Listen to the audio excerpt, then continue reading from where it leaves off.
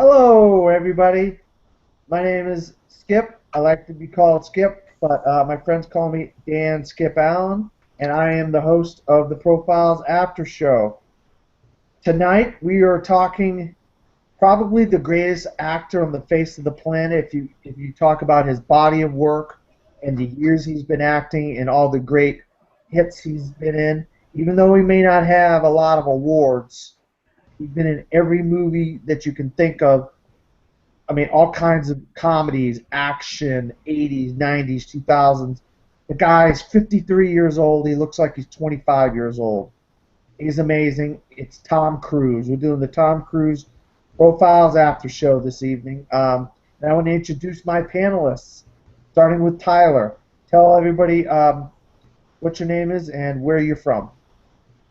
Hey everyone, I'm Tyler Myers. I'm one of the admins on the Schmoble fan page. I'm kicking it right here in Maryland, Owens Mills, Maryland. Rachel.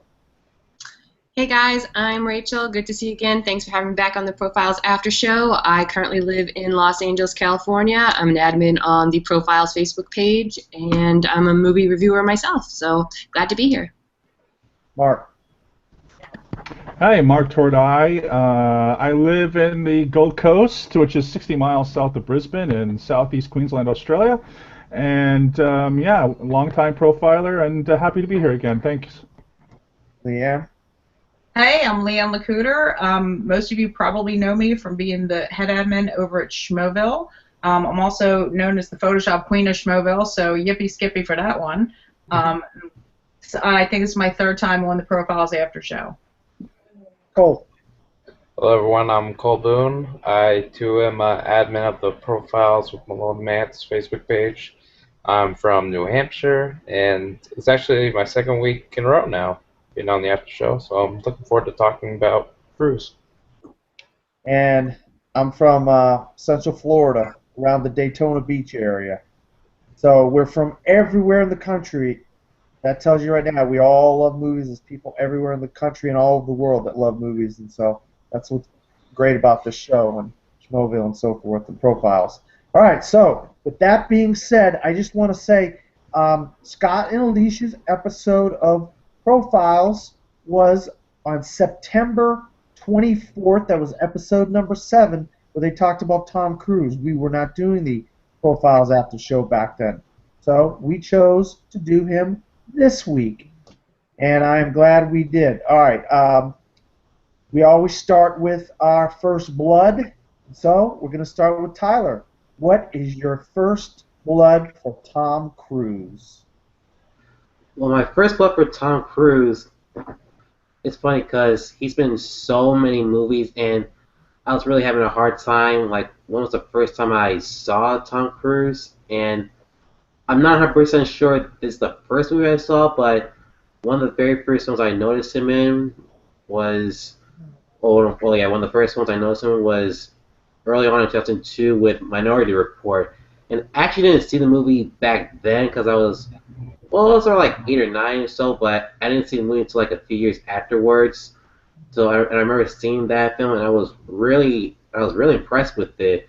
I thought it was a really cool like science fiction slash neo noir film. It's from director Steven Spielberg, and it was around that time where he was doing films that not many people recognize. Like, you hear Spielberg, you think of Jaws and E.T. and Jurassic Park, but in the 2000s he made some other really great films like Catch Me If You Can and Munich, and also one of his best I think is Minority Report. And besides all the cool effects and all, the other thing that really stood out was Tom Cruise. I thought he had a really great performance as John Anderton, I think that's the name, and him and Colin Farrell, they had a great back and forth, and I just thought it was a really cool science fiction film that I thought Cruise did a really great job in. Of course, it wasn't the last time I saw him in the science fiction world, but just overall, I thought he gave a really great performance, and I think it's a really great movie. So, yeah, that's my first blood.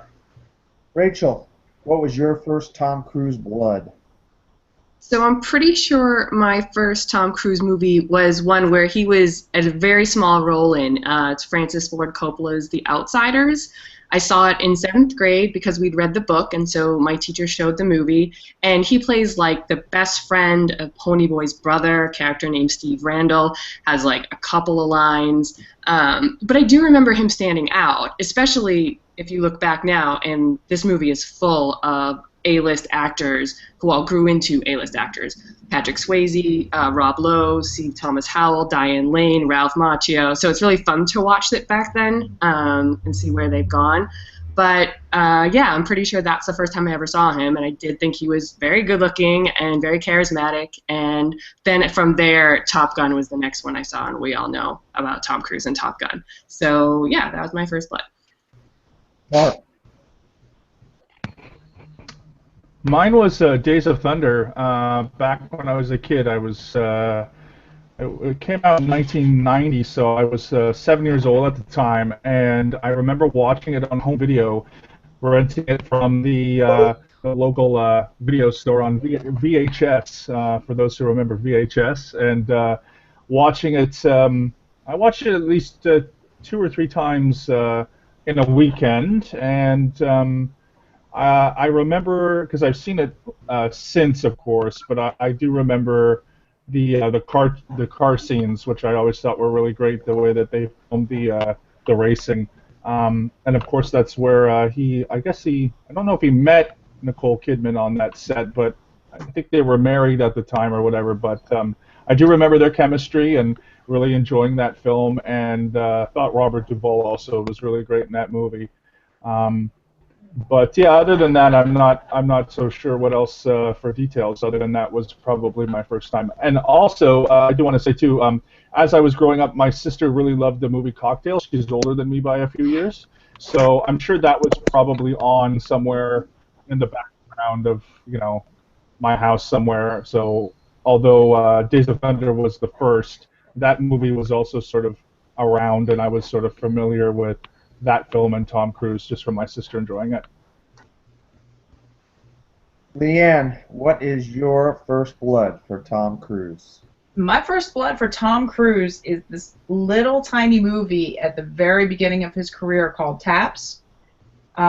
He played what turned out to be a real whack job in the film, actually. But the interesting thing is that one of our neighbors that lived across the street from us, their son went to that military academy, and he's actually in the movie as the bagpiper at the beginning of the movie.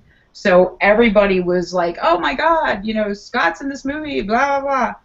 And so everybody went to see it, and it was the first time he'd ever seen him, and he just goes from being this straight-laced cadet, if you will, to this crazed military guy in the span of like 30 minutes.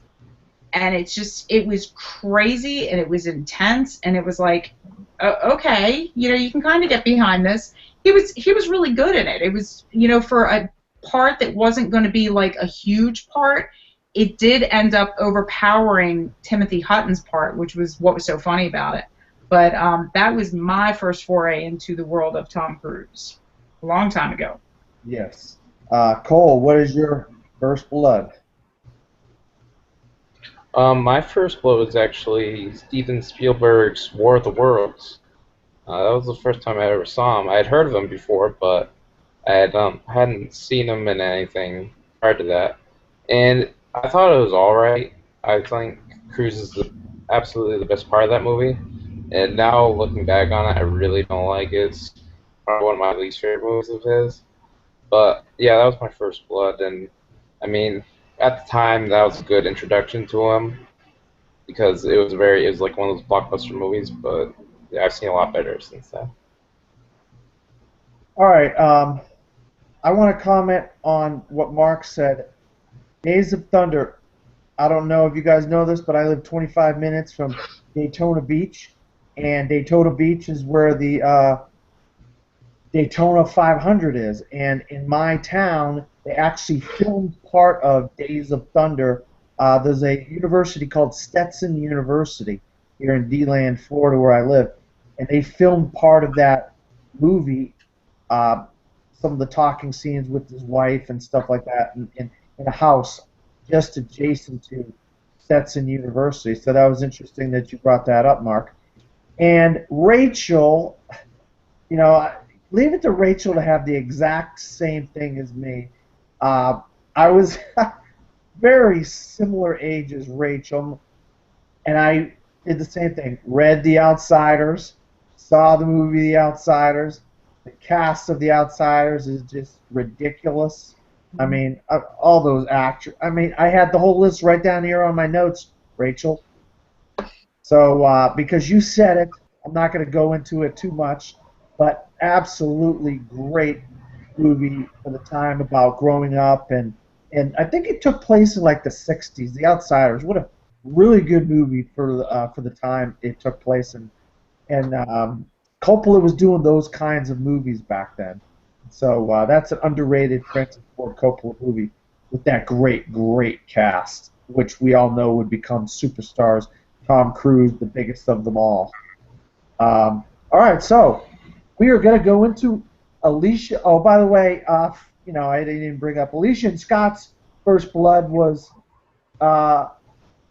Alicia was Top Gun, Maverick, Top Gun, and Scott was Risky Business, Joel Goodson. So now we're going to go into Alicia and Scott's First Blood. Tongue-tied here, I guess. Fast Five, number 5, Edge of Tomorrow. Starting with Cole. Do you have Edge of Tomorrow on your Fast Five? I do have it in my Fast Five. It comes in at number 4, and it really came out of nowhere for me last year. I actually saw it like maybe a couple weeks after it came out, so I heard all the great buzz about it. So I was like, no, I'm gonna see it because I trust everyone's opinions, those that are friends of mine, and it really blew me away. It's it made my top 10 of last year.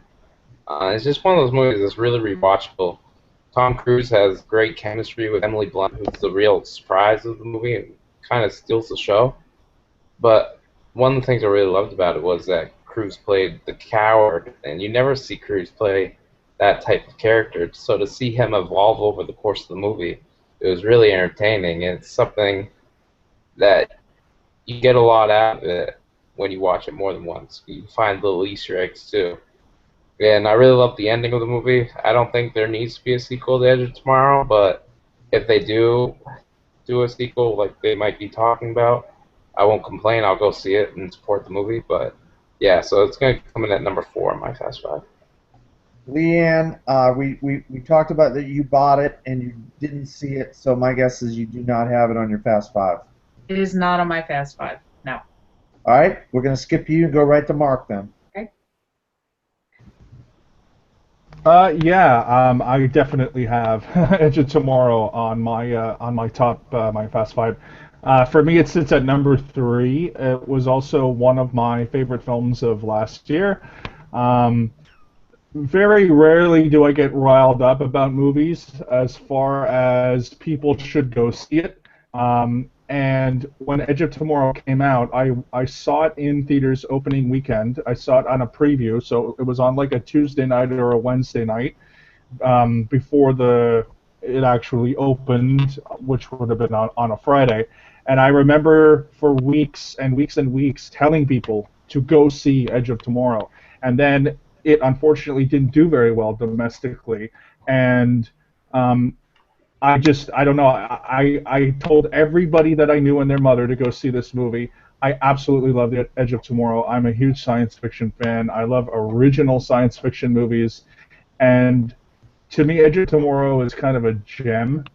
And it was kind of really sad that not that many, at least domestic, it didn't do very well opening. I guess it made up internationally and probably eventually on home video. But I love this movie. Emily Blunt is absolutely amazing. She is fantastic in the film, and there's just not enough bad that I can say about the film. I know people don't really love the ending. I thought it was enough. I thought it was sufficient for what the story they were trying to tell. And like Cole, I don't think a sequel is necessary, but I'm damn sure I will go see it if it does actually come out. So I love it. Number 3 for me. And it's just one of those movies that surprised the hell out of me, and I've seen it at least 4 or 5 times, and I love it, so it's fantastic. Rachel, do you have Edge of Tomorrow on your Fast Five? I do. I had a little bit of a battle for my number 5 spot. I was considering Ethan Hunt across all 4, now 5 Mission Impossible movies. I was considering John Anderton from Minority Report. But like Cole and Mark said, the thing that made Cage stand out in Edge of Tomorrow was how surprising it was. When I went into the theater, I literally got giddy when I realized what a coward he was playing at the beginning. And it's got this tongue-in-cheek quality because it's Tom Cruise, and Tom Cruise is not a coward, but he is, and then he has this journey, and that's just a lot of fun to watch. And then the entire premise of this movie is starting this day over and over again, and every character except him has to play it the same way. So he's our link to going through this movie with. And if he's not good, we're not going to care. So as he grows and becomes a better person, a stronger person, and he goes through all the emotions of having to go through that day, more times than we probably even realize, because they never give us a number as to how many times he's relived it, there's such a relatable quality that makes the whole movie just so watchable and so interesting, so fun. It's unexpectedly funny, and he just brought all his star power to a good quality movie, and he hadn't done that in a long time. So it deserves my number 5 spot for that reason. All right, Tyler, do you have Edge of Tomorrow on your Fast Five? It is in my Fast Five. It is. I was battling between that and another film to be.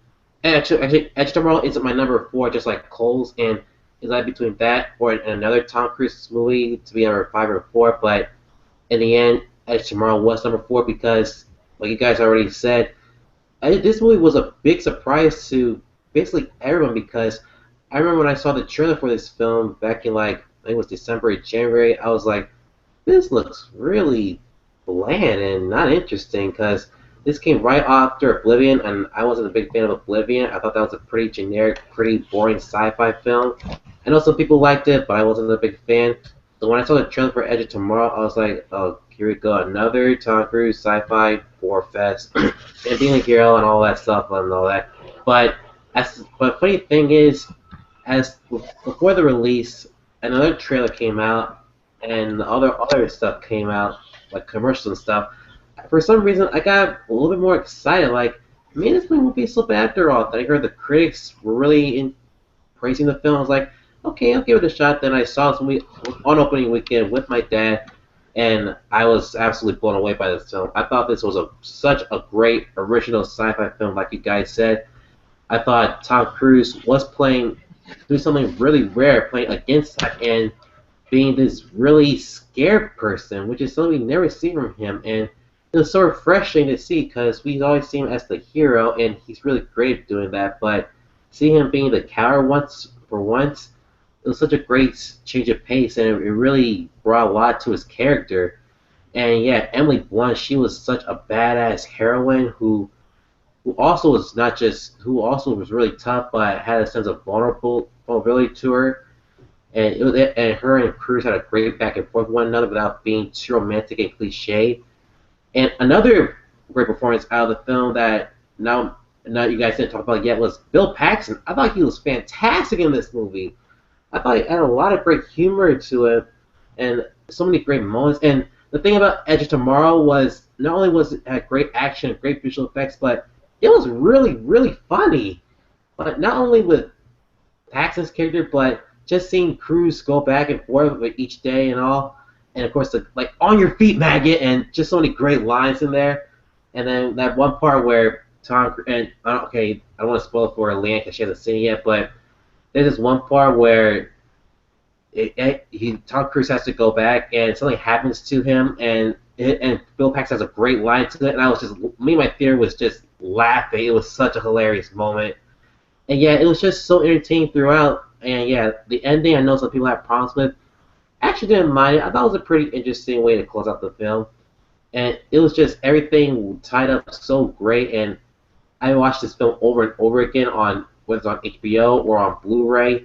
It's just a really great surprise, and it was definitely one of my favorite films of last year. And every time I see this film, I just like it more and more. And yeah, that's why it's on my Fast Five. I love it so much. Yeah, I could see all the love for Edge of Tomorrow.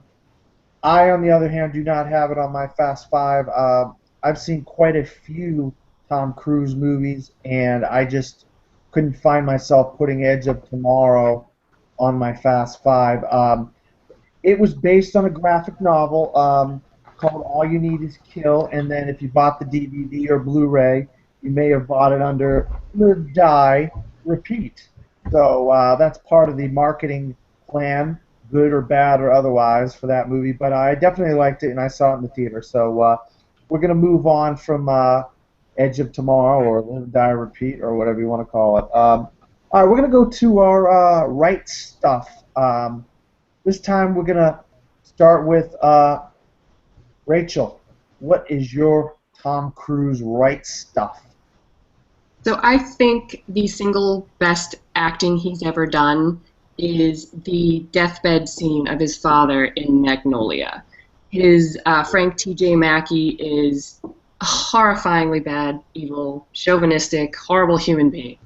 And you are supposed to hate him throughout this movie. And he's so confrontational, and he goes into the hospital room and sits down next to his bed, and he starts out confrontational, and he's so profane, and every other word is a swear. But every second that goes by, he's starting to crack, and it's just a little bit, and he never lets up from swearing and being a jerk, but he starts to crumble, and in this 4-minute scene, you have an entire character's arc, and you start, or I start, to actually feel bad for him. And that shocked me, because I don't want to feel bad for him. He's a horrible human being.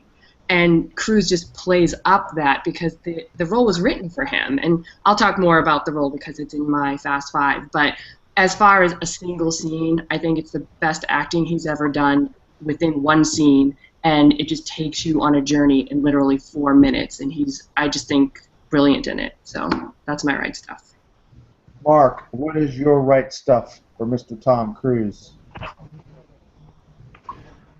I really enjoy the scene in the very first Mission Impossible when he confronts Kittrick in the restaurant, and they're having a very, very good dialogue about kind of what's gone on with the team, and he says, Kittrick says, I don't want to see you upset, and he says, Kittrick, you've never seen me upset, and then throws the gum, the red-green gum that's an explosive onto the aquarium, and I always thought that was great. I saw that movie in theaters with my parents. I was probably 13 years old at the time, and the first Mission Impossible is a great movie. It's a little convoluted a tad bit, but I do like thrillers that have those kinds of twists, and that has always stuck out to me as one of just a great Tom Cruise scene. As I've mentioned before in the show, thrillers are like my second favorite genre ever.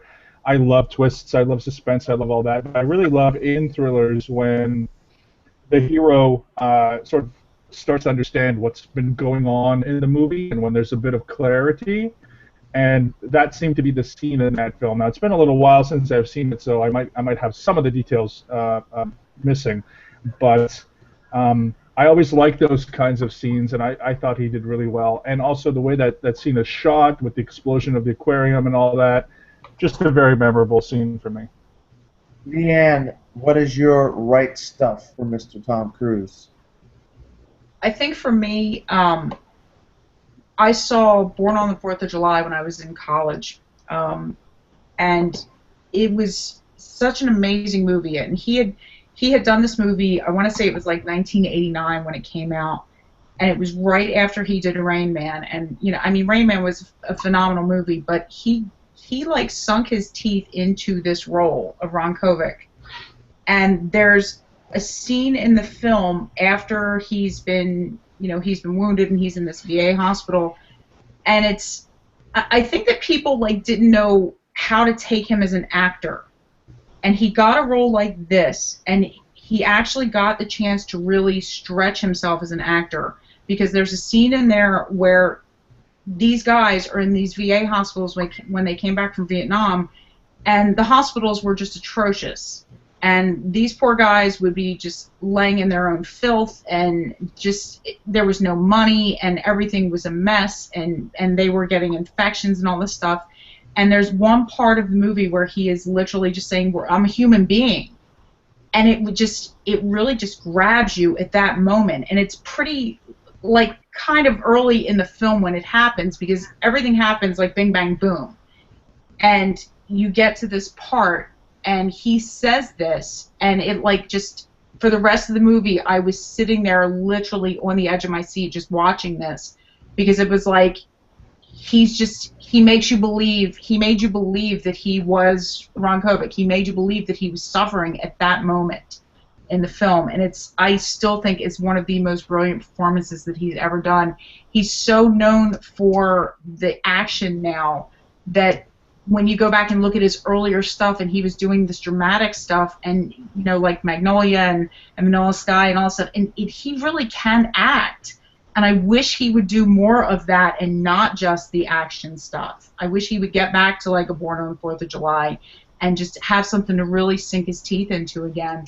But that one scene at that point I liked him very much as an actor. I really did. Just hung on every word of that movie from that point on. Cole. So I am gonna go with Mark, and I'm gonna take a scene from a Mission Impossible movie, but I'm gonna take mine from Mission Impossible 3. And that's gonna be the very opening scene of the movie, where we have Owen Davian, portrayed by the late great Philip Seymour Hoffman, counting down that he's gonna kill his Ethan's wife, and I just thought that was a really powerful scene to start the movie with, because it throws you right into the action, and you don't know who these new characters are because they weren't in any of the previous Mission Impossible movies. And you just see Ethan Hunt emoting so much. He really is passionate about this woman he loves, and just seeing him tear up as he's counting down, it's actually a pretty moving scene. And then right when he says 10 and shoots the bullet, you hear him go, "No!" And then he goes in the opening title sequence. And I thought it was just great way to really draw you into that movie, because you don't see that scene until quite near the end of the movie. So that's going to be my right stuff for Tom Cruise. I love that scene. It's one of the best scenes, I think, in any of the Mission Impossible movies. All right, Tyler, what's your Tom Cruise right stuff? My right stuff comes from, I know this may sound cliche, but it comes from the very end of Jerry Maguire. I think this is hands down one of Tom Cruise's best performances and best movies. And for me, Jerry Maguire is a film that, I said this during the Cameron Crowe episode of Profiles, it's a film that's both a sports drama, a romance, a romantic comedy, and a great drama overall, and a character piece. It combines so many elements to make this fantastic film. And for me, there's so many great scenes with him, like of course the flipping out scene and Show Me the Money. But for me, it's the ending that really gets me, because this is a scene that could have come out very corny and very really cheesy and all. But the way that Tom Cruise acts for that scene, and as you see this film go on, you see him go, everything, he had it all. You saw in the beginning, he was this hotshot sports agent, and then once he got fired, his whole world became crashing down. But the one thing that's worked for him throughout this entire film was Renee Zellweger's character, Dorothy.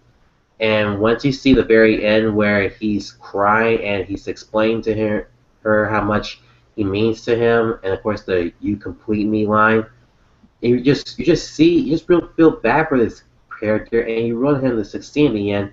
You want him to get the girl, and you see how human this man is. That he's not just this whiz kid. He is a real human being, and that he's even more human when he's around the character of Dorothy. And of course, when she says, "You have me at hello," everyone starts to become happy and he starts smiling, and once they get back together, it becomes a really heartwarming moment. And it's a really heartwarming movie, just seeing these two together, seeing how much chemistry they have to one another, and of course, that he can be also how much of a dad he is to the woman's son. It's just a really powerful scene, and seeing Bruce actor that is like you guys said, Bruce isn't just this really awesome popular star or this big action star. He's a real actor. We see it in so many films, like you mentioned Magnolia, and even the opening of Mission Impossible 3, which is an action movie. He's shown acting chops throughout his career, and that last scene in Jerry Maguire really shows. And it's just a really emotional moment, and I love it. It's really great. All right. My right stuff is. I mean, It's hard for me because I don't want to use one that everybody else could have used, and both Rachel and Leanne said two that were right there. I'm thinking, okay, should I go with one from Magnolia or should I go one from Born on the 4th of July? And I decided to go with the different one because I think in a movie that is basically a one scene movie where if this scene doesn't go off the way it should, the whole movie falls flat on its face. But because this scene is such a powerful scene and you have one of the greatest actors of all time giving a just masterful performance in such a small role, it gave Tom Cruise enough to work with where he's going head to head with one of the heavyweights in the history of movies, and that's uh, Daniel, Lieutenant Daniel Kaffee in A Few Good Men going head to head against Colonel Nathan Jessup in the classic courtroom scene at the end of A Few Good Men. I want the truth. You can't handle the truth. And I just think that makes that whole movie.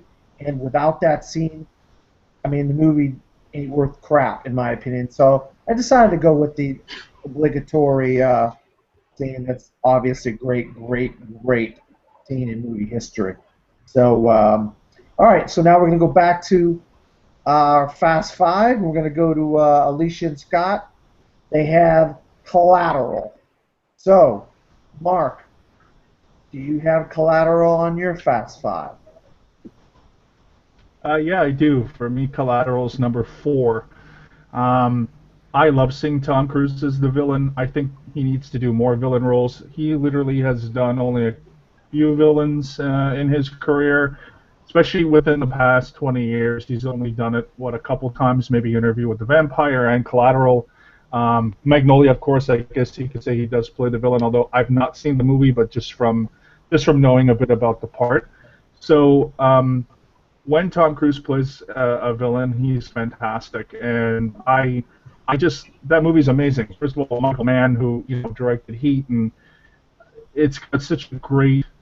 It's shot amazingly. First of all, and I love Los Angeles, and I used to live in LA, and his character's fantastic. Vincent is just so dangerous and so evil and so dark, but is so good at what he does, and is so confident. And his salt and pepper hair, which is different for Cruise. The playoff between him and Jamie Foxx, who's just sort of caught in this like horrible situation, and the things that happen in that movie is just the twist that it goes on is just really fascinating.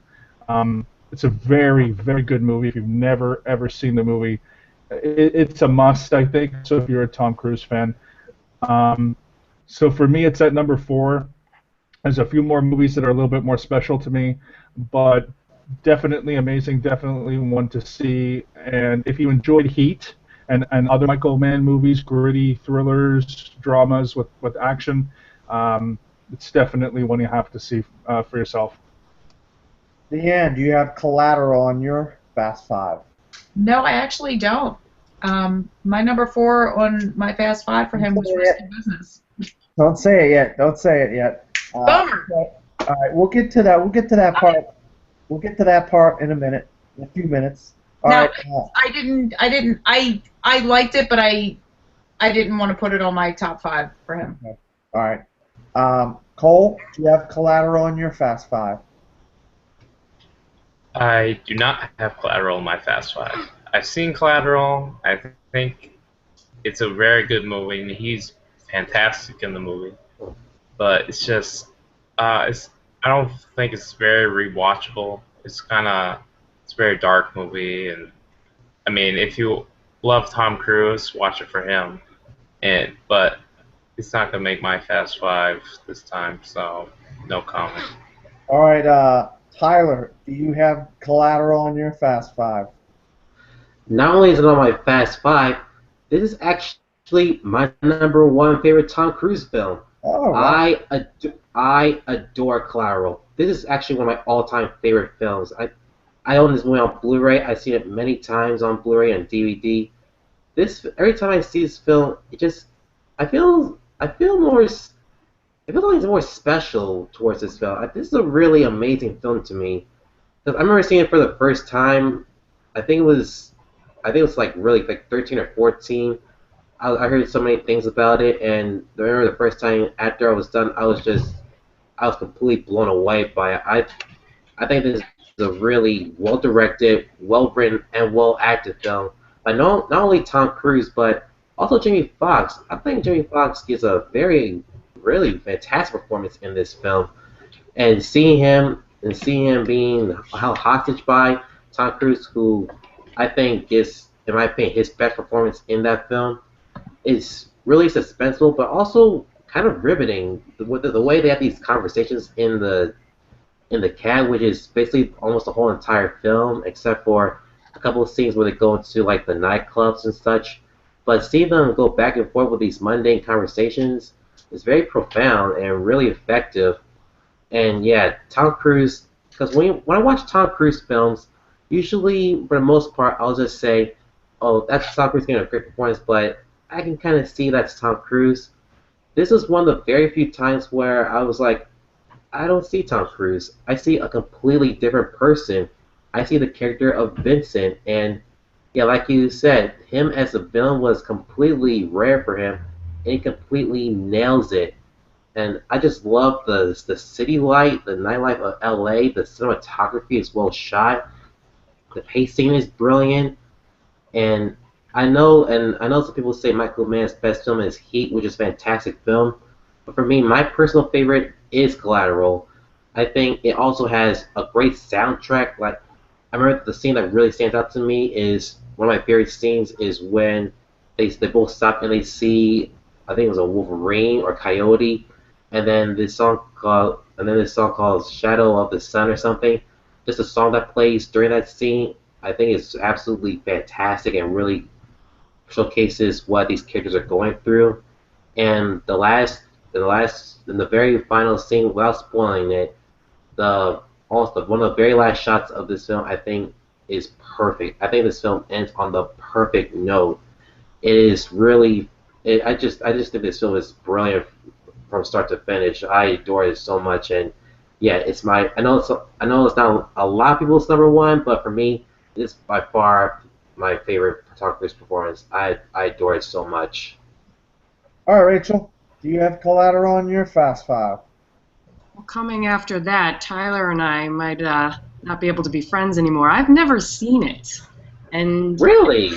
yeah, it's pretty rare for me. I see a lot of movies. I can't even put a finger on why, other than I remember at the time not being overly intrigued by the premise. Jamie Foxx is not a draw for me. And I just since then, it's always been one that I'm like, yeah, I probably should, but it just gets pushed to the end of the list of the should-watch movies. And I don't know, after that recommendation, Tyler, maybe it should go higher on the list. But yeah, I've never seen it, so it's not on my list. Wow, that's shocking, Rachel. I have it at number 4 on my Fast Five as the same as Mark and Scott and Alicia. I don't know how I could follow Tyler, but I mean, one of the great things about a Michael Mann film is you feel like you're in the film. You feel like the film is like I'm in reality. I'm actually in the movie.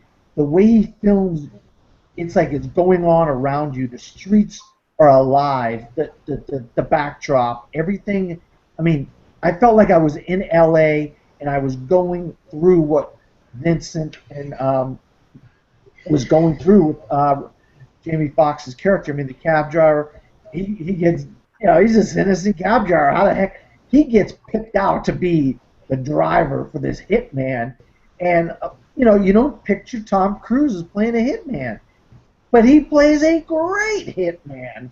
I mean, a great hitman. I love the story about Scott said that Tom Cruise was a UPS man and he had the hair and everything. He had a 50-minute conversation with a guy, and the guy had no clue he was talking to Tom Cruise in Los Angeles or wherever.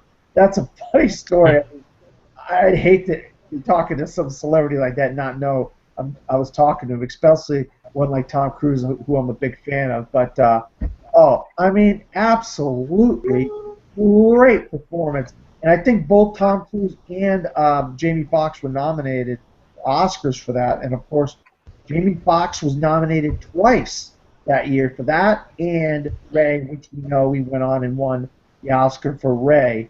But, yeah, oh, God, I absolutely love Collateral. What a great, great, great movie. And once again, Tom Cruise plays against type, like Tyler said, and Mark said. You don't expect him to be the bad guy, but he's the perfect bad guy. So I love Collateral. Okay, does anybody have any kind of trivia, any notes or any anecdotes or anything they would like to share about Tom Cruise's career or anything? Starting with Mark. You got anything you want to bring up about Tom Cruise or trivia or notes or something? I find his upbringing to be quite interesting.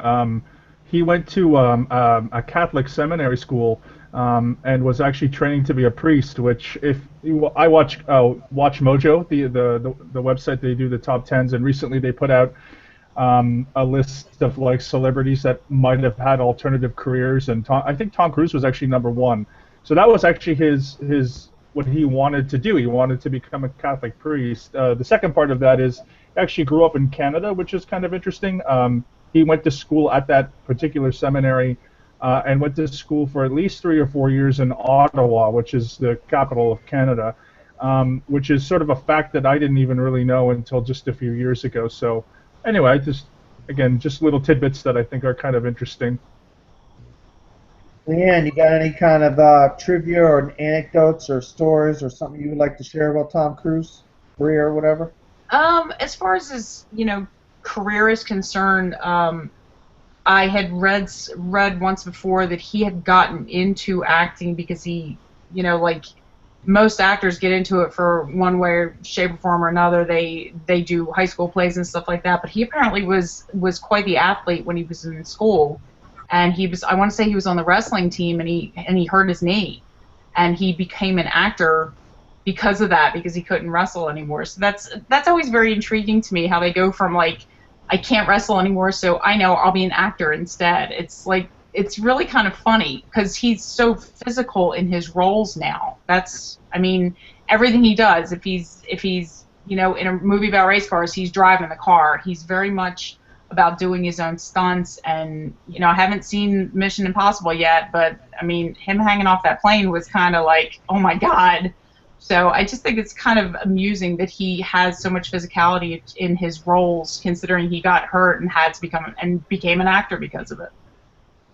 Oh, you hear that? He was a wrestler and he hurt his knee, became an actor. You might have a chance, my friend.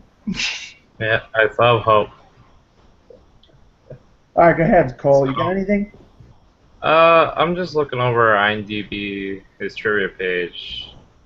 The one thing that's sticking out the most to me is it says his features and good looks were the model for the Disney character Aladdin. And now, looking back at it, and when that movie came out, I can kind of see how he was modeled after that character, or the character after him. Pretty cool. Tyler, you got any anecdotes or trivia or something you want to share? I don't have any right off the bat, but actually, of course, we all know Tom Cruise likes to do his own stunts. Like, of course, you saw on Rogue Nation, hanging from the plane, and of course, in Ghost Protocol, he's actually climbing the Dubai Tower. But it wasn't until I saw Chris Stummond's reviews of this, because he before Rogue Nation, he was doing reviews of all the Mission Impossible movies, and some of the things that I didn't know until I saw them is well, in Mission Impossible 2, there was this fight scene that he had with one of the guys near the end, and I didn't know until then that right until like there was this part where this one guy had a knife and it was right close to his eye, and it was only like a few inches away from Tom Cruise's eye. So if Cruise actually got up and tilted his head a bit, it would have stabbed his eye would have been stabbed, and I was like, whoa, that's intense. And also in Simon's review of Mission Impossible 3, I learned that it may have been during one of the fight scenes in China or something, but there was a part where this car came up to him and Cruise was up there. His head was right up where the car's about to hit him, and the car just almost hit him like face up like this, only a few inches away from it as well, just like the knife in MI2. And if the car just almost, and if Cruise was just a few more inches away from it, he would have almost got head-on hit by the car. So when I hear stuff like that, I realize, man, Tom Cruise, that guy is a daredevil. Like, he really gives his all, and that's what I really commend him. Like, there are not many actors nowadays that would go as far as what Cruise does. Like, Cruise is one of the guys that will go 110% with his stunts and all, and I gotta really applaud him for taking such risks like that. Rachel, you got any trivia or stories or anything you want to share about Tom Cruise's career and whatnot, life or whatever? I'm afraid I didn't get a chance to do too much research. I wasn't sure I could do the show until very last minute. But like Cole, I was looking at his IMDb page and just thinking on the fact that, I mean, he's been doing this for so long, and I love how eclectic the people he's worked with is. I mean, Spielberg, Coppola, Mann, Stone, Zwick, P.T. Anderson, and then on top of that, the people he's acted against: Nicole Kidman, Cameron Diaz, Demi Moore, Elizabeth Shue, Holly Hunter, Brad Pitt, Robert Redford, Dustin Hoffman, Paul Newman. Like it's a who's who of the entire industry, and he's worked with them all, which I think is really impressive. I think it speaks to people wanting to work with him, of him wanting to diversify in a lot of ways and work with different people and different techniques and different styles. And I think that as a whole, his filmography is just really impressive in that respect. Yeah, that was a really good point you made, Rachel. I have some things here I wrote down on my notes that I have. I got to turn the page here. Ironically enough, Tom Cruise was born on July 3rd, 1962, and he's 53 years old. The guy don't look more than 25 years old. Born on the 4th of July is part of the Oliver Stone Vietnam trilogy with Platoon and Heaven and Earth. 1990, Tom Cruise lost the Oscar to none other than Mr. Oscar himself, Daniel Day-Lewis, who was nominated for Born on the 4th of July. And then we all, I'm hoping most of you have seen Risky Business. And obviously at the end, Joel Goodman gets into Princeton. But in the original script, he wasn't meant to get into Princeton, but the producer said, hey, we need to have a happy ending here. And of course, that led to the director not directing another movie for 7 years. He was so upset with the Hollywood system. And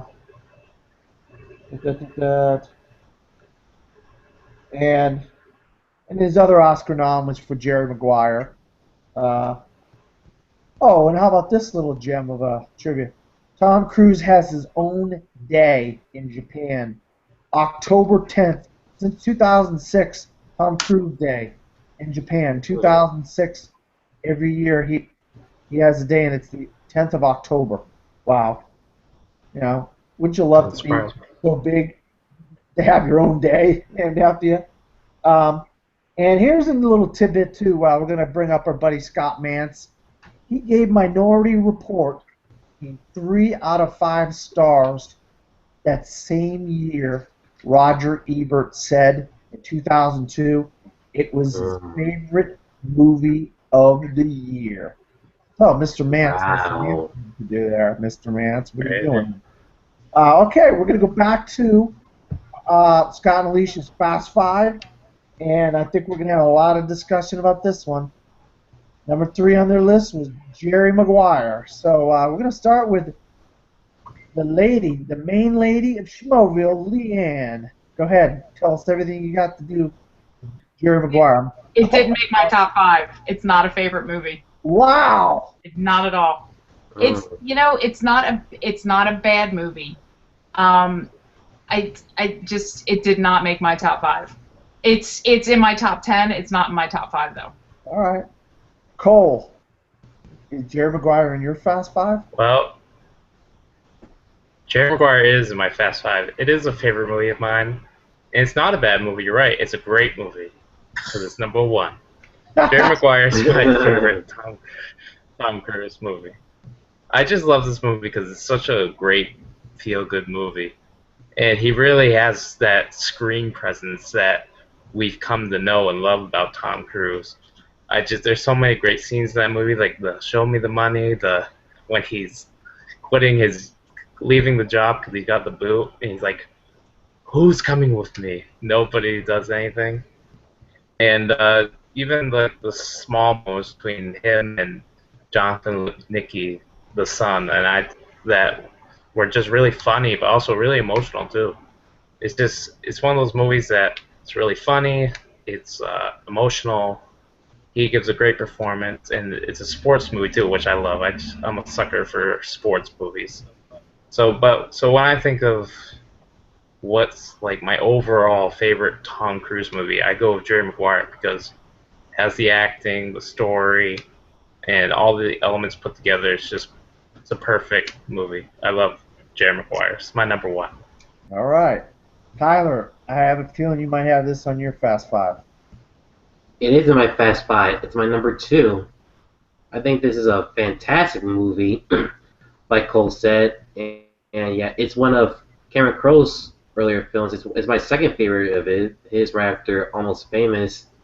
And yeah, I think Tom Cruise, I'll repeat some of the stuff I said earlier, he gives a fantastic performance playing like this really smart sports agent that goes through a lot of stuff, and we see him emote throughout the film, especially when he's with Renee Zellweger's character, and their chemistry is absolutely amazing. It's really fantastic, and you don't have to be a sport. Like, I'm not a huge sports guy, but when it comes to movies around that subject, I always find myself really getting into them. And it's just a movie that it's both, like I said, it's a sports movie. It's also a romantic comedy. It's also a character-driven piece, and if you're a fan of either of those 3 things, you don't have to be a fan of all those, but if you're a fan of at least one of those categories, you'll really enjoy this film. I think this is absolutely fantastic film. That's funny, it's touching, it'll have you cheering at the end, it'll make you feel warm inside. It's just a really sweet, but doesn't get too sweet film that I think it's well acted, and it's really well written. So it's a really smart script. And yeah, I really enjoy it every time I watch it. It's a great film. All right, Rachel. Do you have Jerry Maguire on your Fast Five? Tyler and I can be friends again because Jerry Maguire is also my number 2. Yay! I think this is like the quintessential Tom Cruise role because he's all the things that he's known for and we love him for. He's so charismatic and charming, but he's also calculating. And I just think Cameron Crowe brought out another layer with this character because he's flawed. And I love how his world just falls apart and then he has to pick up the pieces. And he's Tom Cruise, so he takes you on that journey. It just felt like a more multi-layered character than some of the, charming characters, Maverick and whatnot, that he had done before. And I think this is back when Cameron Crowe could write a really tight, good script. I think this is right behind Almost Famous as his best screenplay, and Cruise is just perfect. He just embodies that guy, and you go along that journey with him. And I'm sorry, I still think to this day the single most romantic line I've ever heard in a movie is "You complete me." And I just melt every time I see that scene. So I just think that it's quintessential Tom Cruise, and therefore at my number 2 spot.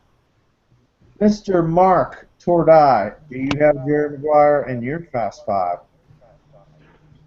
No, and should not be any surprise to most of you that I don't like feel-good movies. I don't like Jerry Maguire. I don't know what to say. Oh. Listen, I saw the movie in theaters with my parents back in '96, 13 years old. It's not that great. I don't know. It's whatever. The kid's annoying. Renee Zellweger, whatever. I don't know. It's a man movie. He's good in it, and Jay Moore is awesome in it. But other than that, I've only seen it once now. I do like revisiting movies, so perhaps it's worth a revisit. But I've never really wanted to go back and watch that movie. I saw it once. It was fine. I went on with my life. What can I say? Awesome. I'm gonna say this. I do not have Jerry Maguire in my Fast Five, but I don't hate the movie, but I don't love the movie. And I'm like Cole, a huge sports fan. One of my favorite genres are sports films. This is a dramedy, a comedy/drama, and with lines like "Help me, help you," "Show me the money," "You complete me," "You That's have writing me at Cole. hello," "You have me at hello." I mean, it's those are some of the greatest quotes in movie history. But when it comes to Tom Cruise's body of work, I just could not find myself putting Jerry Maguire in my Fast Five.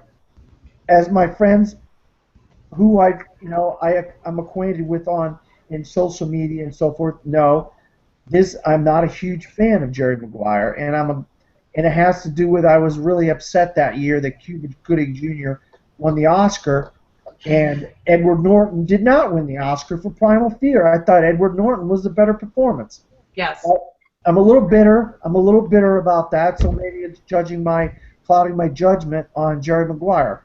But I'm not saying I hate this movie, because I do like Jerry Maguire. I just do not love it, and I had probably 6 or 7 movies on my list that were above Jerry Maguire. And you'll find out what my top 10 is tomorrow when Dylan and I do our top 10. That's a little plug for another show that I do. Okay, so we're going to go to everybody's probably got a film on their Fast Five that maybe Scott and Alicia do not have on their Fast Five. So starting with Cole, if you have 2, just try to make it quick. We don't want to go real in depth, but if you have a film that's not on Scott and Alicia's Fast Five, on your Fast Five, Cole, or 1 or 2, tell us what it is. Okay, so I got at number 5, I have Mission Impossible: Ghost Protocol. As of this moment, I haven't seen Rogue Nation yet, the new Mission Impossible film. So, I mean, that could take the spot. I don't know, but Ghost Protocol is just the best Mission Impossible movie I've seen. It blends great action, witty dialogue, and great acting all in one. And I just love that movie so much as an action film. And at number 2, I have A Few Good Men by Rob Reiner. And I think A Few Good Men is just one of those perfectly written, executed movies. It kind of feels like a stage play in a sense when you watch it, the way it works through. And I just loved his performance as Lieutenant Daniel Kaffee.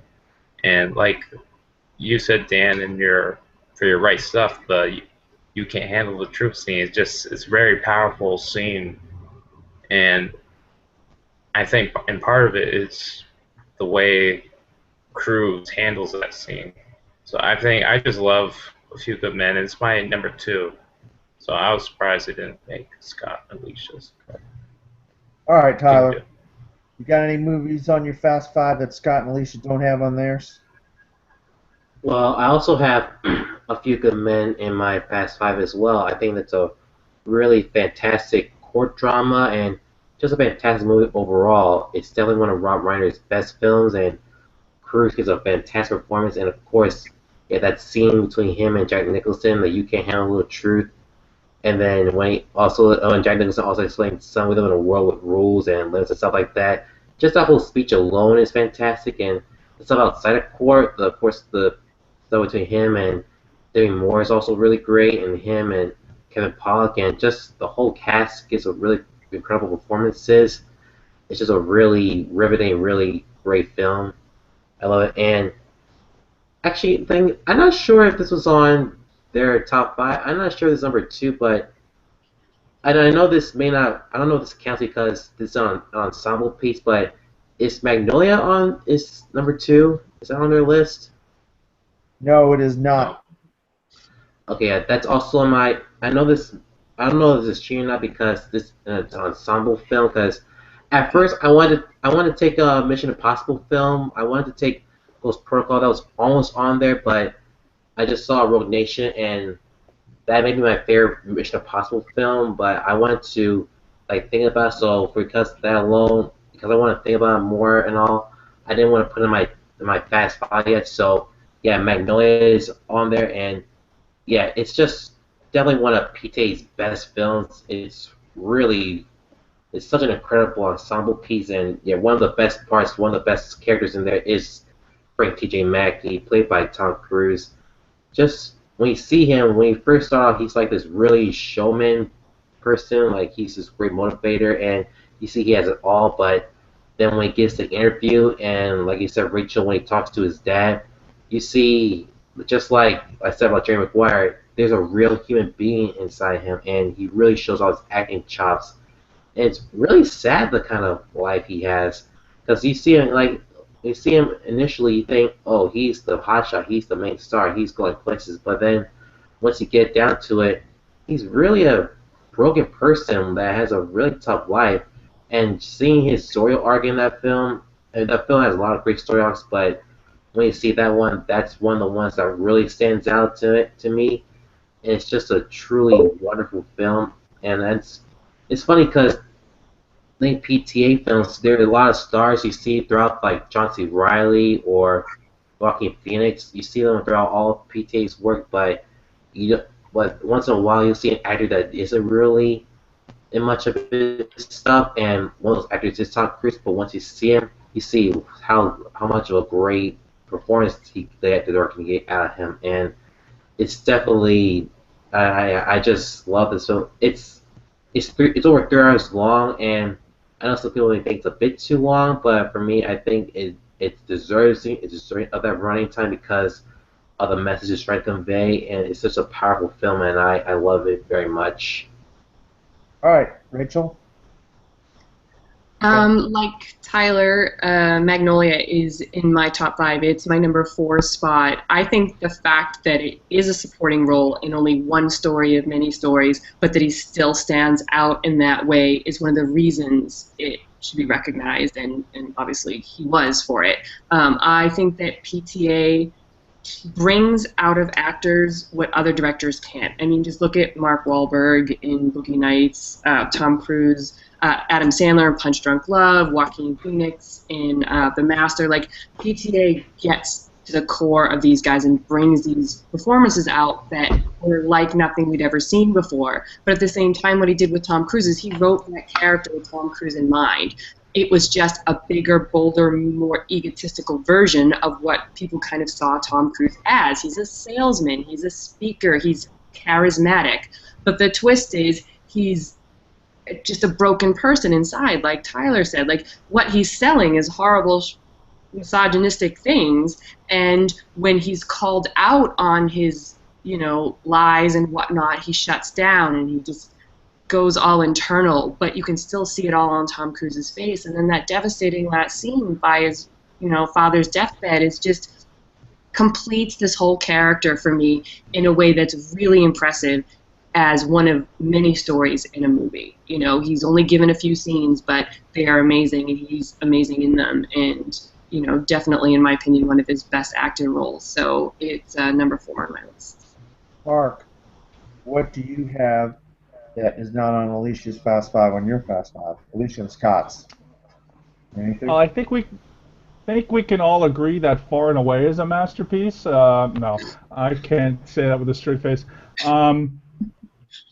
the Irish accents were terrible. I actually really, again, I'm gonna mention again. I really love thrillers, and I think one of the best thrillers that Tom Cruise has ever done was The Firm.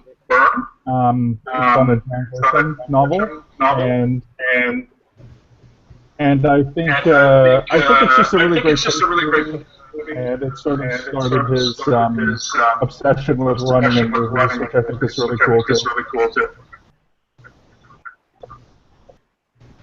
Mark, I did not. Somebody is echoing or doing something. I had to interrupt the show, but kind of can't really hear what Mark just said.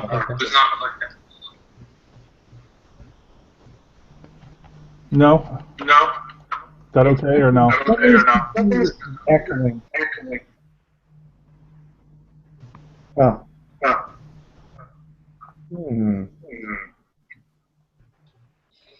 All right. This isn't good. All right. Well. Is everyone using Cole? I don't think it's mine. Whose computer is that? All right. Well, Mark, I could not hear a word. Echo. No, you can't. Yeah. What's going on?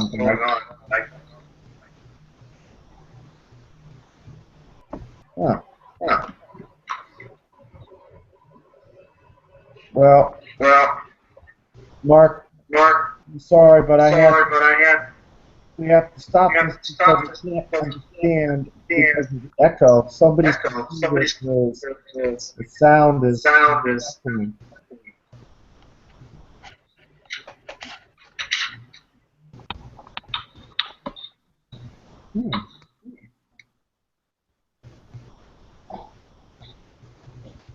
All right, now. All right. So it's not Mark. It's not Cole because his voice is turned off.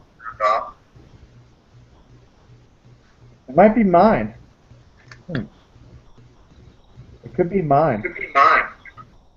I gotta go get my. Give me a second. I'll be right back.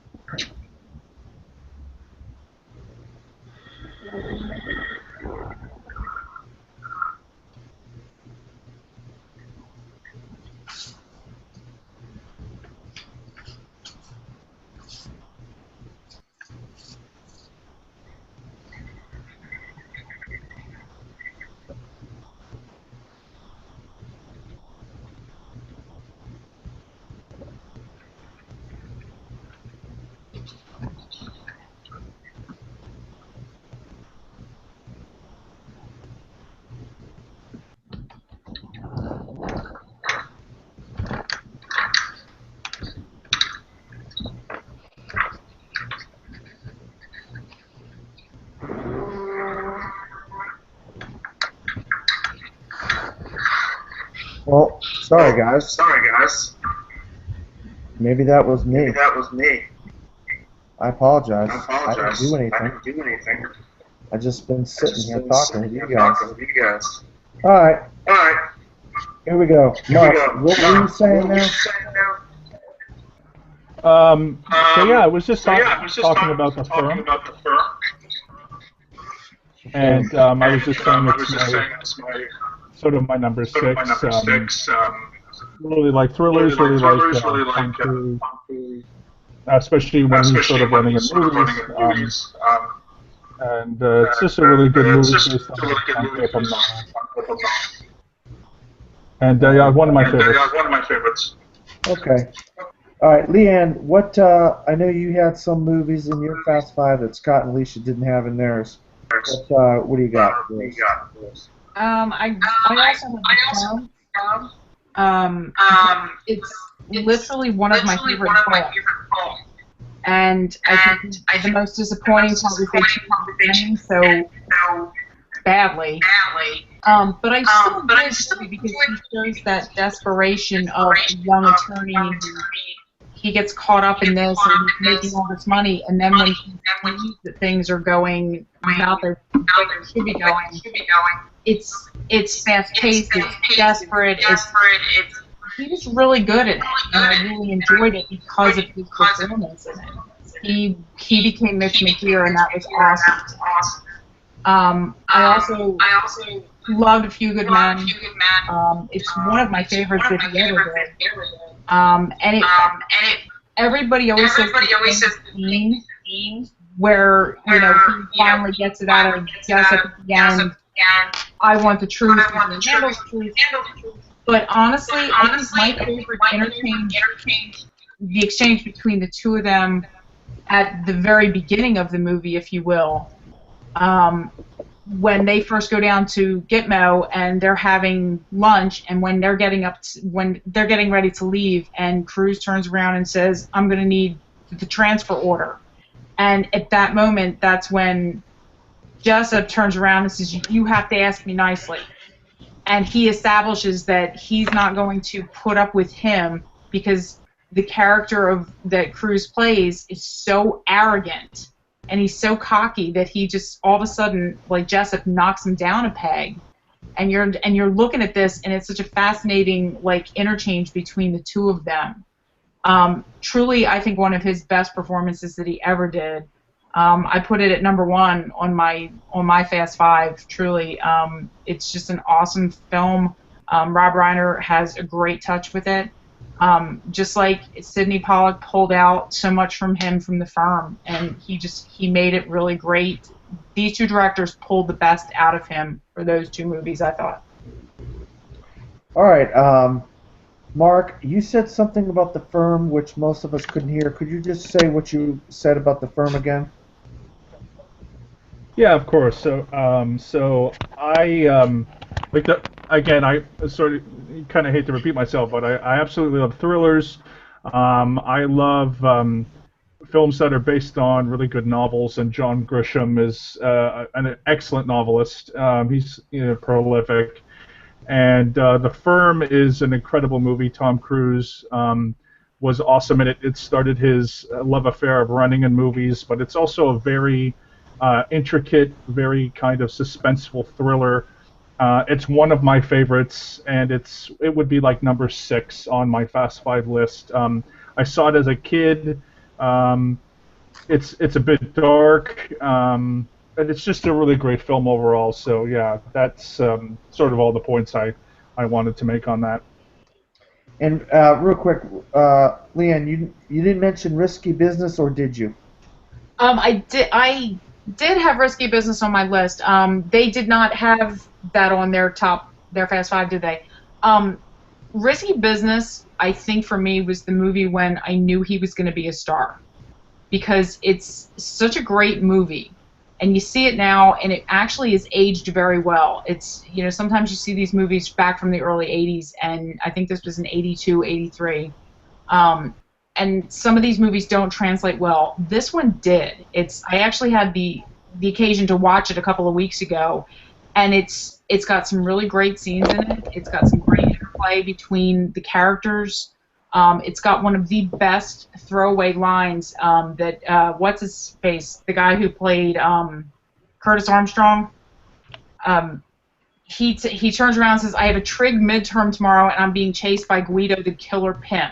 It's just one of those movies that just every single part of it was clicking on all cylinders. It was a good movie. It was an atmospheric movie. It brought Phil Collins, In the Air Tonight is just all of a sudden boom, and it was just one of those crazy kind of movies that was just really, really good, and it just really I always loved it. I always thought it was a really great movie by him. Yeah, I absolutely agree 100% with yours, Leanne. I mean, that scene where he's sliding across the floor and with the glasses on and he's singing. All-time rock and roll, that was awesome. I mean, that made him a movie star. That's when Star. the world was introduced to who Tom Cruise was, and 30 years later, he's probably, if not the top five, the number one movie star in the face of the planet now. I actually have three movies on my Fast Five that Scott and Alicia do not have on theirs, but we've talked about these movies in this segment of the show so much. I'm just kind of gonna really quickly go over. I have Interview with a Vampire. He plays Lestat at number 5. I just think it's a great movie. Once again, he plays the villain. What a great period piece. Obviously, Antonio Banderas, Brad Pitt, what's her face, Kirsten Dunst. Oh man, I wanted to just strangle her. I hated her in that. I have a very, very underrated movie, and I think if you love history and you like historical movies and stuff, Tom Cruise decided to be in this movie, decided to do this movie, and he got Bryan Singer and Christopher McQuarrie, his director on Rogue Nation, Mission Impossible Rogue Nation, to work with him on Valkyrie. He plays Colonel Stauffenberg. And this photo, this is how Tom Cruise decided to do this movie. He saw a photo of this guy, Colonel Stauffenberg, and the guy looks identical to Tom Cruise. I mean, identical to him. And it come to find out, he was involved in this whole assassination plot to kill Hitler. So it makes for a absolutely great movie, a great historical movie about actual facts. And Tom Cruise, of course, plays Stauffenberg. So, I mean, I think everybody, if you're watching this show, please do yourself a favor and go see, rent, Redbox, Blu-ray, whatever you got, how you have to see it. See Valkyrie. It is a phenomenal movie, very underrated Tom Cruise movie. And I have, you guys, a couple of you, Rachel and Tyler have already talked about Magnolia. Frank T.J. Mackey. It's probably, in my opinion, his second best performance he's ever given in any movie he's ever done. He got nominated for an Oscar for supporting actor. This guy's got all the confidence in the world. He's talking to kind of geeks and nerds and dorks. You take control. You're the man. Heck with all them women out there. You're the boss. And then when he gets in front of a woman, she tears him to shreds in that interview. And he starts crying like a baby at the end when his father's on his deathbed. So what a great performance as Frank T.J. Mackey by Tom Cruise. All right, so now we're going to go to Fast Five, number 2, and Alicia and Scott have Rain Man. We're going to go back to the beginning. Tyler, do you have Rain Man in your Fast Five? Sadly, I do not. Okay. I like Rain Man a lot. I think it's a really great film. Him and Dustin Hoffman are both terrific in it. And yeah, Dustin Hoffman playing Tom Cruise's really challenged brother, really repeats himself all the time, and it's just a really remarkable performance from him. And Tom Cruise is also really great. Great dramatic role from him. And yeah, it's just the way they go on their different travels, and you see him in you see how Dustin Hoffman is really good with numbers and such. And yeah, it's a really good movie, and I really enjoy it. I think I've seen it like maybe once or twice, which is why it's on my Fast Five. But yeah, it's a really good movie, and I like it a lot. All right, Rachel, go ahead. Do you have Rain Man? Yep. Rain Man's my number 3. I think that Tom Cruise does like the kind of smarmy guy really well. He does it with a wink, but it's, he's kind of calculating. He's all about the money and the swindle and everything. And it also gives his character a place to go. So, right from the get-go, you know exactly what he is from the first scene. And then all these events unfold when he finds out that he has this brother who is autistic, and they literally go on a journey together. They go cross-country because Raymond can't fly, and you just see the progression of the character to the point where in the end, where he had this whole ultimate plan about getting all this money, he doesn't in the end because he's learned what Raymond really means to him, and that he actually does remember him from when they were young. And Dustin Hoffman gets all the credit, and it's well deserved. It's an amazing performance, but he wouldn't be as good if he didn't have Tom Cruise to play off of. He's sort of the straight man to Raymond, and their chemistry is brilliant. Like, they just work so well together, and I don't think Cruise gets, the props that he should for, going toe-to-toe with Hoffman in that role. So it's just a great, great duo. It's a great character arc for Cruise, and so early on that it was just really impressive and really, I think, made a lot of people stand up and go, okay, he's not just Maverick. He can do really interesting, really dramatic stuff. One of Barry Levinson's best movies, too. So, yeah, it's my number 3. Mark, do you have Rain Man in your Fast Five? I don't have Rain Man, but I just want to say for the record, I like the movie. Unlike Jerry Maguire, I do like the movie, and it is a good film. And yes, I'm a big fan of Barry Levinson. Barry Levinson is a fantastic director. Watch Avalon. Leanne, do you have Rain Man in your Fast Five? No, I definitely have it in my top 10. But I like the movie a lot. Barry Levinson always does such a phenomenal job with his actors, and because Cruise he's not a very likable character in the movie. He's very selfish, he's very self-centered, but he changes, and you can see the transformation taking place with him as the movie goes along. But no, I definitely have it in my top 10, but not in my top 5. All right. Cole, do you have Rain Man in your Fast Five? I do have it in my Fast Five. I agree with Rachel. Rayman would be my number 3. My Fast Five. I just think it's a great overall movie. Though it might not be known for Cruise's performance, because, Hoffman won the Oscar and everything.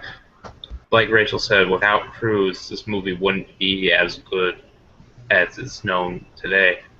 And I truly think that Cruise should have at least gotten a Best Supporting Actor nomination at the Oscars that year. I was surprised he didn't, because he's so great in the movie. And though Dustin Hoffman does steal the show, what's interested in the most probably was the development of his character, Charlie Babbitt.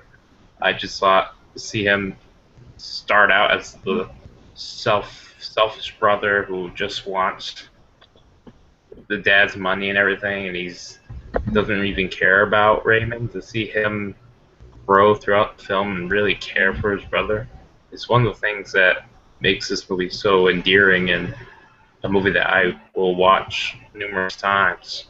So yeah, it's my number 3 in my Fast Five, and if anyone hasn't seen it, I highly recommend that you do so. All right, I'll tell you guys, I saw Rain Man in the theater. All right, I absolutely love this movie. But that being said, I do not have it in my Fast Five, and the main reason is it's Dustin Hoffman's movie. He won the Oscar in 1987 for playing Rain Man. The movie won Best Picture because of his performance in the movie. Tom Cruise is fantastic as his brother in the movie. But it's not Tom Cruise's movie. It's Dustin Hoffman's movie. So that's the reason why I do not have it in my Fast Five. And like Leanne, I probably have it in my top 10 or Fast 10 or whatever you're going to call it. And you can find out about that tomorrow on the Top 10 show. All right, so we're going to go on to really quick.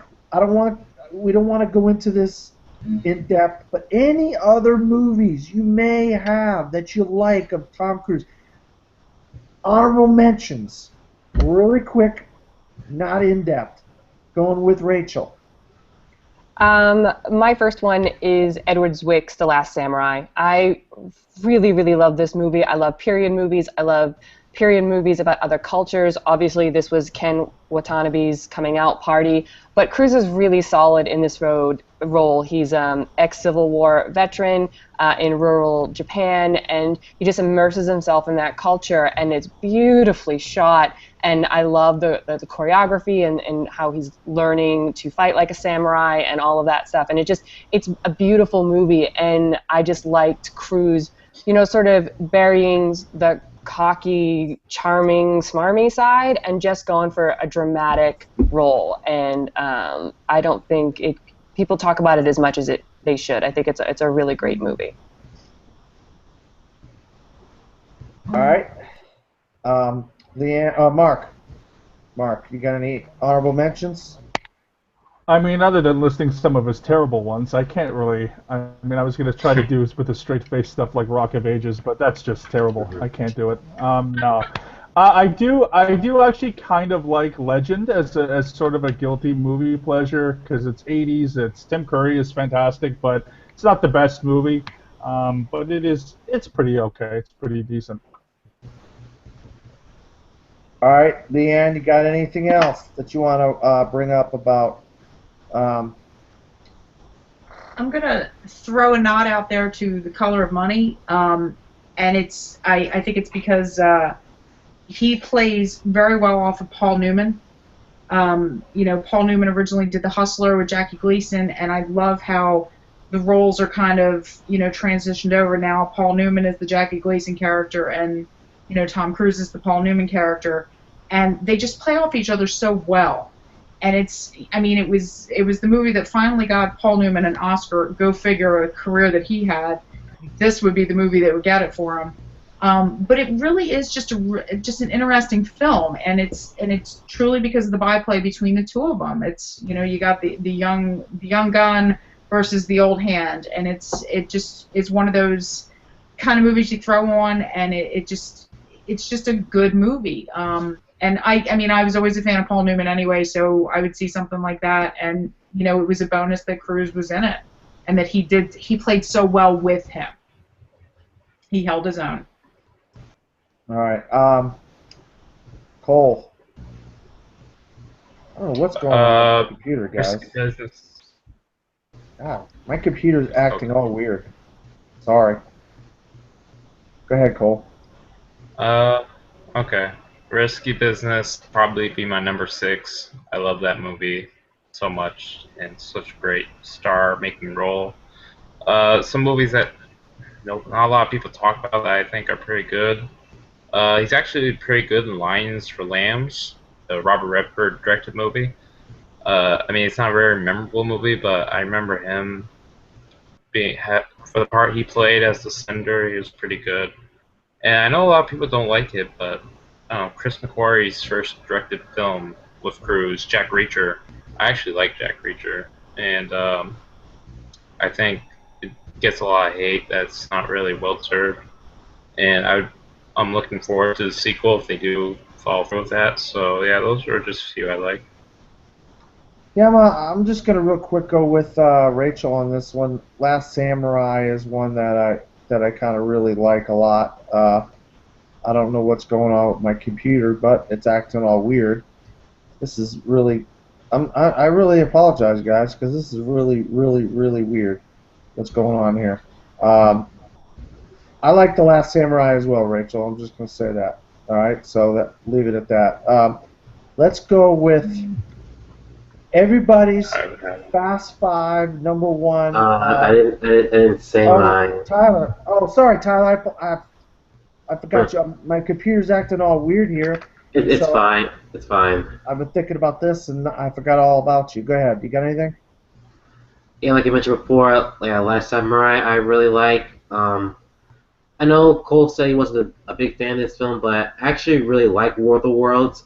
Yeah, I think the ending is what throws people off, and yeah, I'm not such a fan of the ending myself. I think the Justin Chatwin character, he was kind of annoying for me. I wasn't a big fan of, but other than that, I thought Cruise actually gave a really good performance for an alien invasion film, because when you think about it, he's not really playing much of a hero type. He's actually playing this concerned father who wants to do right for his kids. I thought Dakota Fanning was pretty good. I thought him and Tom Cruise had a great father-daughter relationship.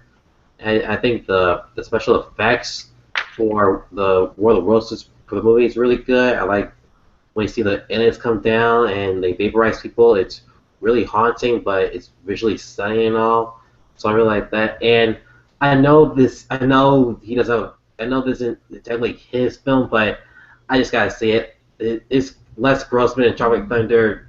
It just, I love his performance in that. It is hands down one of his greatest performances ever. I always get a kick out of it. It's so hilarious, and not many people actually knew it was him until they saw the closing credits. They're like, wait, that was Tom Cruise? So yeah, I just gotta throw out Les Grossman, one of his absolute greatest performances ever. Yeah, I'll be honest with you, Tyler. I am not a big fan of Tropic Thunder. I'll have to say that right now. I don't know what's going on. God, my computer's acting all weird. This is so weird, guys. I really apologize about this. All right, something happened to Cole as well. I don't know what's going on with Cole here, but we'll get Cole back. We'll start with Mark. Alicia and Scott had Born on the 4th of July as their #1 film. Where, if any... What was that, guys? Can you hear me? Mark? Getting some problems here. Hello? Oh, God. I can't believe this is going on, guys. This is like a disaster, huh? I'm in the clouds. Cole's gone. We on? Mark, We're back on? can you hear me? I apologize. Tell Mark, if you can hear Mark, say something to him, Rachel or Leanne. Mark, can you hear me? Hello? Mark? Wow. Mark? I really apologize, Yeah. guys. Can you hear me? Uh-huh. How about Can me? you- Yeah, okay. Are you good now? Yep. All right. All right, I'm in the cloud or whatever the heck this is going on. I really apologize with these technical difficulties, guys. Mark, where does Born on the 4th of July, where is it in your Fast Five, if at all? Born is my #1. I love Born on the 4th of July. As some of you guys know, my favorite movie of all time, the movie why I went to film school, why I write screenplays, why I'm in the film industry, why I moved to Los Angeles, why I'm studying journalism today, the movie of why everything that I do is because of the movie Platoon, which I saw when I was 13 years old, which I fell in love with. There's a feeling at the end of that movie that I don't understand really what it is, but I love that movie. And so at the end of that film, I was like 13 when I first saw it, and I just said I wanted to make movies. So Oliver Stone, if there's ever a Profiles on Oliver Stone, that would be, for me, that would be awesome. Now, for Born on the 4th of July, which is, of course, the follow-up, it's second in this Vietnam trilogy. Born on the 4th of July shows you a different side of Vietnam. It shows you sort of like what happens when you go home. Whereas Platoon is mainly you're in combat, you're in the jungles, you're living life, which is a very grueling life. You know, people are dying, and there's a lot of moral exposition and questions that are going on. Born on the 4th of July is what happens when you leave something like that. It's also the story of a man that I've met. I've met Ron Kovic. When I lived in LA for 2.5 years, I went to school at a junior college, and one of my professors, my lecturers, is actually best friends with Ron Kovic, and we screened both Platoon and Born on the 4th of July in a 4-hour class. And he came afterward. And Ron Kovic is a hero. He's amazing. He is an anti-war peace activist. And he's someone that I look up to, much like Oliver Stone, who went through those horrors but came out of it understanding more than I will ever understand. And to hear him speak, to hear him talk, to hear him give his story firsthand, and to see Tom Cruise on screen, you know, his life, which of course he had nothing but great things to say about. Tom Cruise's performance was incredible. Amazing, just to, and I also like Platoon. I'm down to dear to my heart. I myself have watched a year what I'm doing, and Born on the 4th of July is just, to me, they're both like together. They're both a pair as far as movies that have inspired me so much. So I don't know. I personally cannot say anything without glowing about these movies. They're fantastic. If you've not seen Born on the 4th of July, my God, have to see Born on the 4th of July. And to me, it's Tom Cruise's absolute. To me, it is the single best one. And as I said, listening to Ronnie Kovic himself say Tom Cruise did an excellent performance of me, meaning Ron Kovic, is definitely. It's one to watch, and it's such a fantastic movie. I do hope that there is a Files one of these days, and I do hope we do an after show because I have tons more to say. But please see Born on the 4th of July if you've not seen it. All right, Leanne, do you have Born on the 4th of July in your Fast Five? Yes, I do. I actually have it at number 2. Again, this is one of these movies that just it stays with you, because you have this this young man who goes off to Vietnam and he's so gung ho and he's it's America and he's very patriotic. He's born on the 4th of July.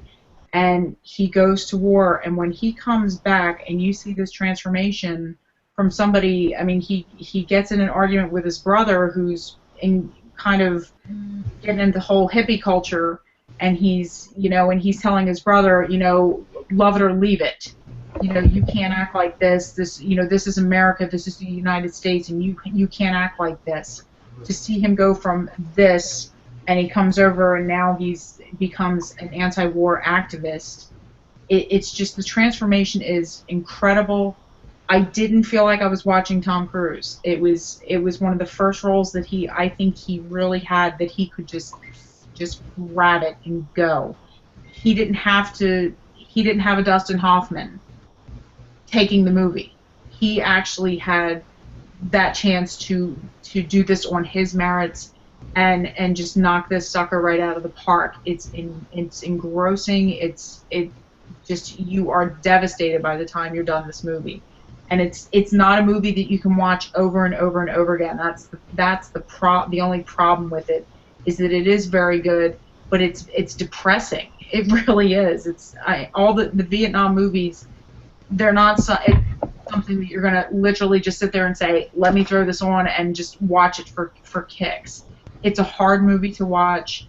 It's a brutal movie to watch, and it's ultimately, I think if he's going to be remembered for anything in his career, it shouldn't just be for the action movies he does. It should be for something like this, because he was brilliant in this. It's one of those movies that just stays with you long after you leave the theater. Truly, it is. Yeah, Tyler, do you have Born on the 4th of July in your Fast Five? Well, you guys are going to hate me for what I'm about to say, but I've never seen Born on the 4th of July. I know. Look,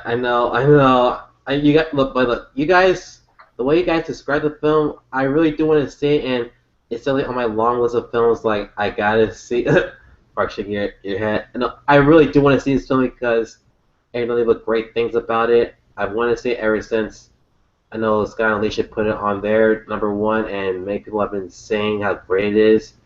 Just that there have been so many movies that I haven't seen before that I've been trying to catch up on, so this is definitely one I'll definitely be watching soon because I hear nothing but great things about it. I hear it's one of Stone's best films, one of Cruise's best performances. Yeah, eventually I will see his films so I can definitely be in the conversation. Rachel. So I agree with Scott and Alicia. This is my number 1 performance for Tom Cruise. Leanne said a lot of great things, and to sort of piggyback on that, I think this is the role he should be proudest of. This is the one that has an incredibly important message and hopefully will have a lasting effect, and people will go back to it because it tries and I think succeeds in depicting something that I think is so hard to depict, which is PTSD. And getting people who have never been through war to understand what it can do to a person. And there's just so many amazing moments, and Tom Cruise just buries himself in this role in a way that he doesn't usually do. Most people agree that when you watch a Tom Cruise in a movie, you're watching Tom Cruise, and he never fully disappears. I think this might be the closest he's ever done to being able to do that, and he just gets at the anger and the bitterness that comes with being so disillusioned with what you thought was so important, patriotism and fighting for your country and the 4th of July and independence and all those things, and then to go over there and to live through that and come back without the use of your legs and to be so disillusioned about it. He just sold that and portrayed it in a most heartbreaking way. I mean, he's terrible in it. He's a terrible person in it. He's let it get to him. He can't recover from it, and he can't communicate what it was like. I mean, that scene when he's drunk and he's talking to his parents and he's just, thou shalt not kill, and throwing the Bible in her face, and he's so just ranting about it's all a lie, it's all terrible, there's no truth, there's nothing to believe in anymore. Just, it's gut-wrenching, and it's such an important thing for, I think, people to try to understand for our soldiers in whatever war they fight in, how horrifying that must be. So to me, it was a no-brainer for this to be his best performance, so it's my number one. Cole. I haven't seen Born on the 4th of July. Sorry, everyone that loves it. I heard that's great, and I just haven't gotten around to seeing it yet. But I'll make sure to do so just for you guys. I just want to say, I know I'm in a cloud and people can barely see me. I don't know what's going on. I actually have Born on the 4th of July at number 1 of my Fast Five as well. Rachel, Leanne, Mark, you guys all said as much as I could possibly say. It's Tom Cruise's greatest performance, in my opinion. It's clearly the best movie he's ever been in. I don't know if I would go as far as saying it's Oliver Stone's best film, but it's up there in the top 3, in my opinion. Mark, we got Snowden coming out around Christmas, so there's a good chance we could see a Oliver Stone Fast Profiles around Christmas, maybe, hopefully. So, but that, I'm going to let everybody just tell the folks out there where you can be found, so people are sick of looking at me in the cloud, or I don't know, I can see myself in a cloud. Tyler. You can find me on Twitter at MyersFTW, and you can also find me making random posts and commenting on them here and there on the Schmoville Fan Facebook page. Rachel. You can find me on Facebook and Twitter at Rachel J. Cushing. I'm often on the Profiles and Schmoville pages. Also have my own movie reviewing website, getrealwithrachel.com. That's real with 2 E's. I'm a little behind because I've been on vacation, but I'm hopefully going to catch up, and so you'll see some more reviews coming from me soon. Mark. You can find me across all social media at Mark Tordai, MarkTordai. I'm on Facebook, Twitter, Instagram, and pretty much. Leanne. You can find me on Twitter and Instagram as at LA Lacouter, I should say. You can also find me hanging around this cute little page on Facebook called Schmoville. I can usually be found there 24/7. Cole.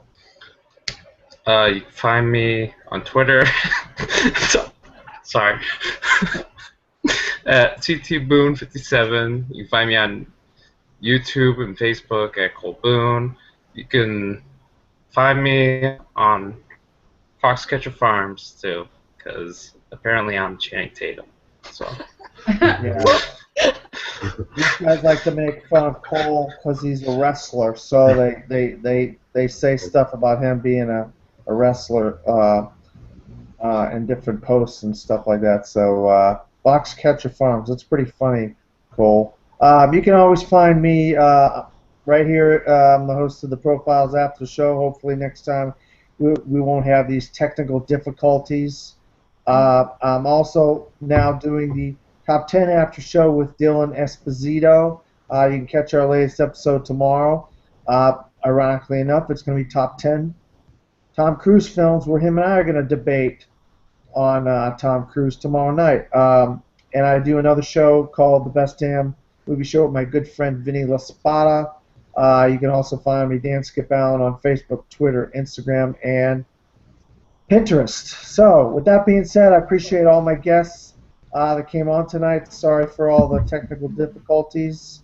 And hopefully we'll see you down the road in Schmoville and Profiles, Facebook page, and all that good stuff. So, everybody have a good night. Bye. Thanks a lot. See ya. Night. Night, guys.